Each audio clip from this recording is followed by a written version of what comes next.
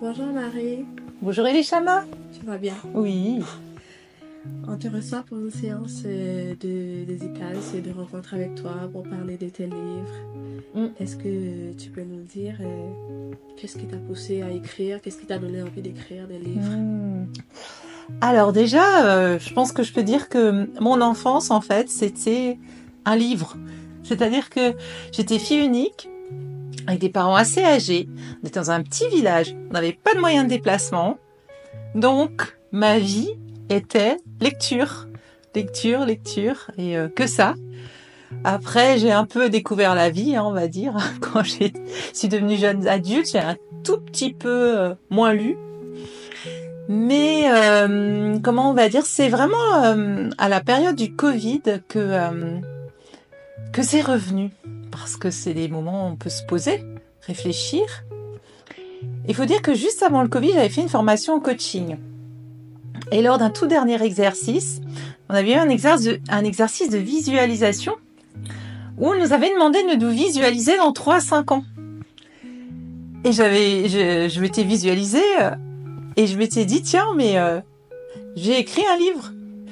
Et voilà, c'était juste avant le Covid. Et pendant le Covid, il y a des choses qui ont changé. Et je me suis dit, soit je fais complètement autre chose. Et si ce complètement autre chose fonctionne pas, il faut que j'écrive ce livre. Ça n'a pas fonctionné, et tant mieux. Parce que j'ai commencé à me mettre à écrire des livres, mais pas moi, des livres collectifs. Parce que c'est ça qui est important pour moi, de faire ensemble. Oh, d'accord. Et justement, j'ai une question sur la collectivité. Qu'est-ce que ça représente pour toi, le fait de travailler avec d'autres personnes qui partagent les mêmes idées que toi? Ouais. Alors ça, je dois dire que effectivement, ça a toujours été aussi présent en moi. En tout cas, dans mon travail précédent, j'ai été travailleur social et dès le début, en fait, j'ai créé des collectifs. J'ai créé des groupes de parole, j'ai créé des associations avec d'autres personnes, des animations. Et en fait, moi, ce qui m'intéresse, c'est de découvrir la richesse de l'autre et de découvrir ce qu'il pense, comment il vit les choses, comment il pense les choses, ce qu'il ressent. Et je trouve que c'est tellement riche.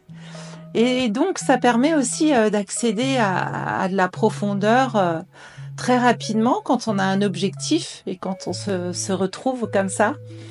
Ça permet effectivement d'aller beaucoup plus loin que si voilà, on allait simplement tout seul. Ça permet de créer du lien.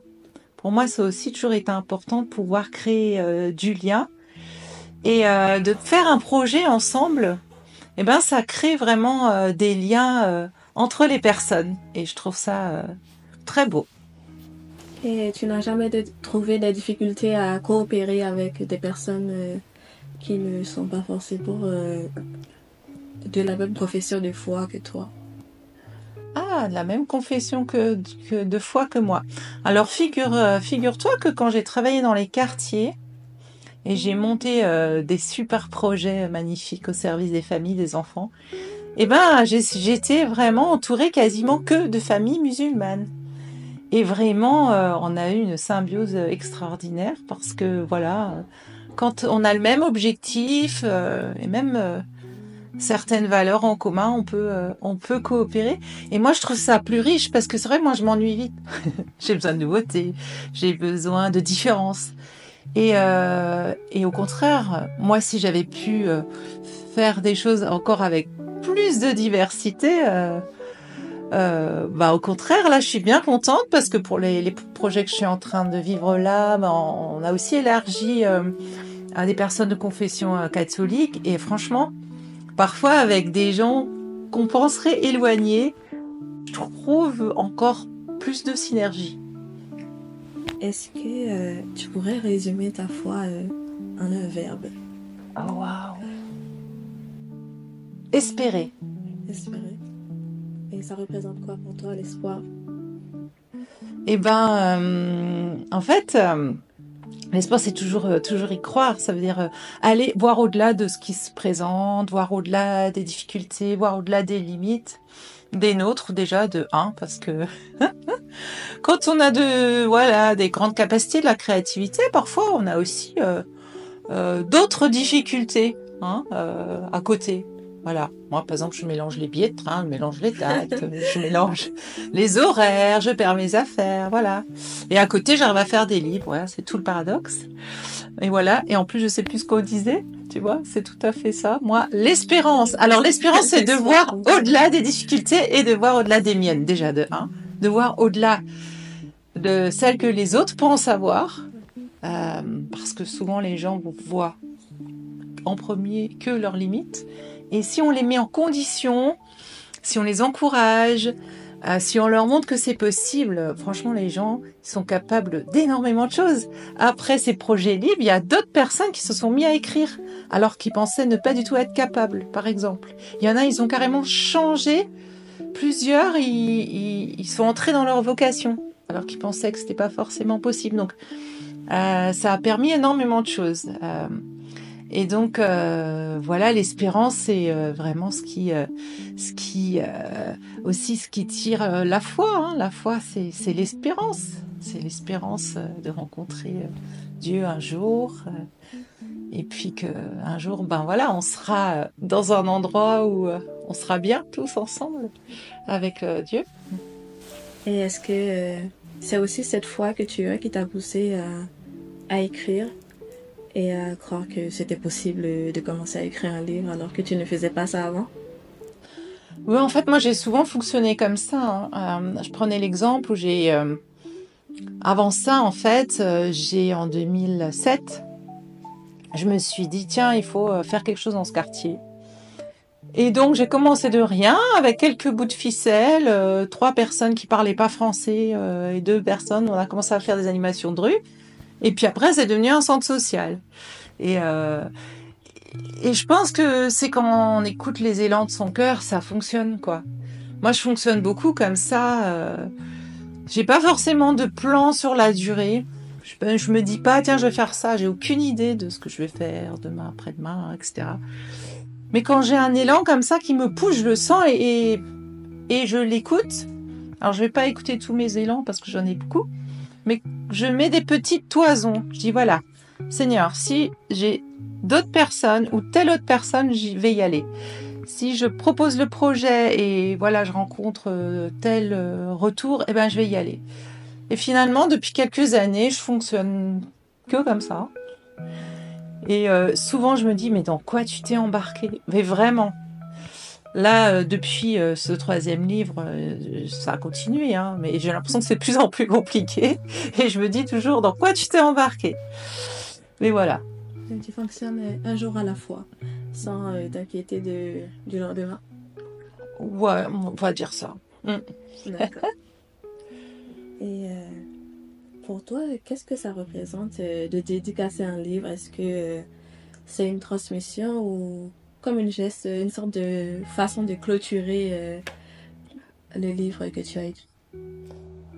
En fait, souvent quand je fais ça, je pense à toutes les personnes qui ont fait le livre avec moi. Et je me dis, finalement, ce serait plus juste qu'on le fasse tous ensemble.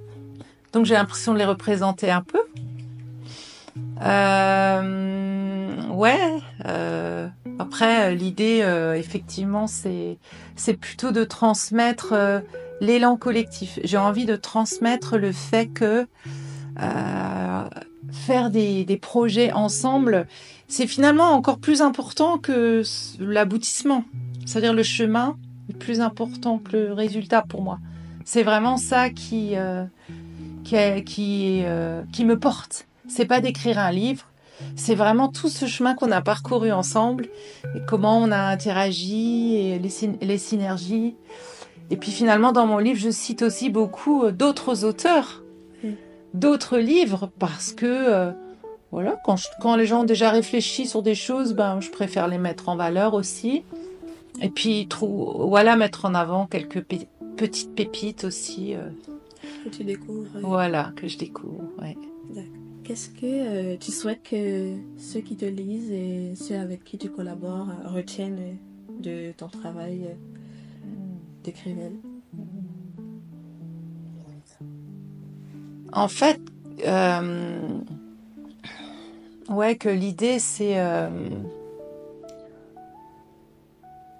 peut-être comment on va dire, aussi qu'on est, comment on va dire, qu'on est beau et qu'on avance aussi avec peut-être des difficultés, des blessures, des fragilités, pas seulement qu'on n'ait pas seulement envie de mettre en avant, peut-être dans le monde chrétien, ce qu'on considère comme être des réussites, ce qu'on considère être comme des triomphes, etc. Peut-être aussi que Dieu est là aussi dans les fragilités, que Dieu est là dans les épreuves, et qu'il nous apporte quelque chose encore de plus important que juste la résolution de nos problèmes.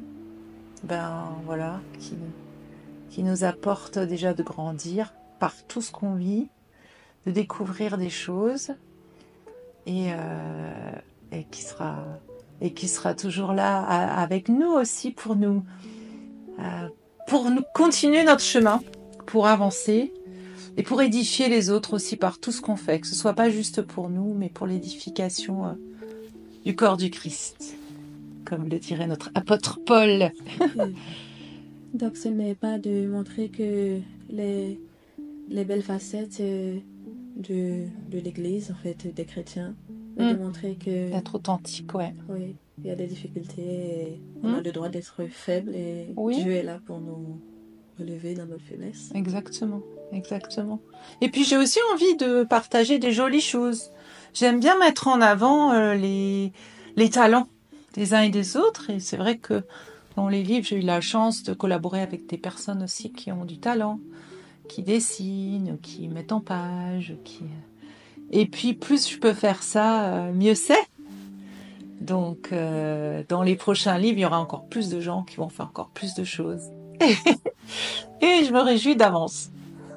Moi aussi. Merci. Je te remercie, Marie. Merci.